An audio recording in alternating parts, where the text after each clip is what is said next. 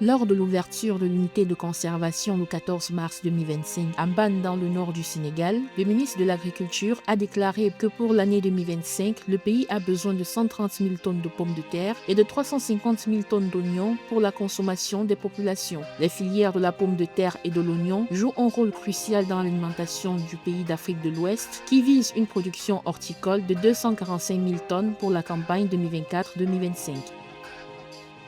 L'excédent commercial de la Tanzanie a augmenté de 24,8% pour atteindre 1 300 milliards de shillings pour le trimestre se terminant en septembre 2024, selon le rapport de la Banque de Tanzanie.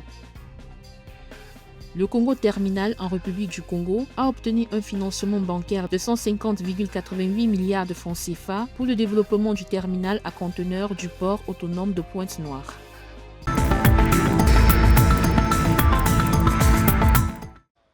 Pour l'année 2025, le Sénégal a besoin de 130 000 tonnes de pommes de terre et de 350 000 tonnes d'oignons pour la consommation des populations, a indiqué le 14 mars 2025 le ministre de l'Agriculture, Mabouba Ndiaye, lors de l'inauguration de la chambre froide à Mbane dans le nord. Les filières de la pomme de terre et de l'oignon jouent un rôle crucial dans l'alimentation du pays, où la production d'oignons a atteint 412 000 tonnes en 2024 contre 410 000 tonnes en 2023, d'après les données officielles.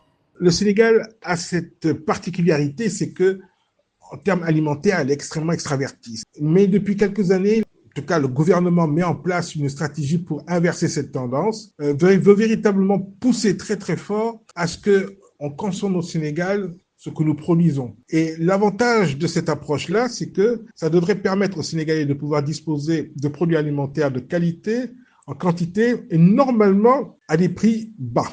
Avec une consommation nationale mensuelle de pommes de terre estimée entre 10 000 et 11 000 tonnes, le pays d'Afrique de l'Ouest ambitionne d'atteindre l'autosuffisance en produits horticoles. À cet effet, des initiatives seront mises en place pour encourager la surproduction, notamment la création de 40 magasins de stockage et de conservation de produits agricoles décentralisés au niveau national.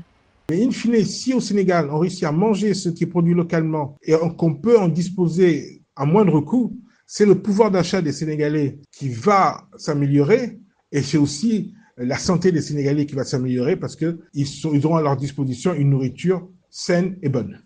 En Afrique de l'Ouest, le Sénégal, qui est l'un des principaux producteurs d'oignons avec le Niger et le Nigeria, vise une production horticole de 245 000 tonnes pour la campagne 2024-2025. Cette production pourrait, selon certains experts, contribuer à garantir la pérennité de la production.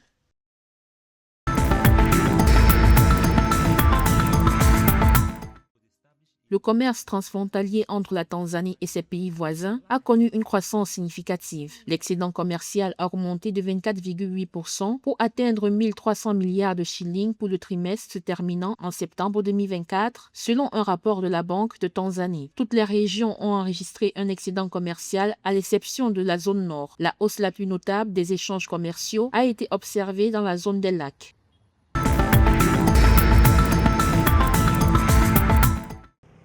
En République du Congo, Congo Terminal a obtenu un financement bancaire de 150,88 milliards de francs CFA pour le développement du terminal à conteneurs du port autonome de Pointe-Noire. L'accord de financement partiel permettra de lancer la construction d'ici 2027 d'un nouveau quai de 750 mètres linéaires s'étendant sur 28 hectares et atteignant une profondeur de 17 mètres. Ce projet, dont le coût total est estimé à 236,8 milliards de francs CFA, s'inscrit dans une ambition plus large du pays lié au renforcement de la capacité opérationnelle du principal port en eau profonde du Congo.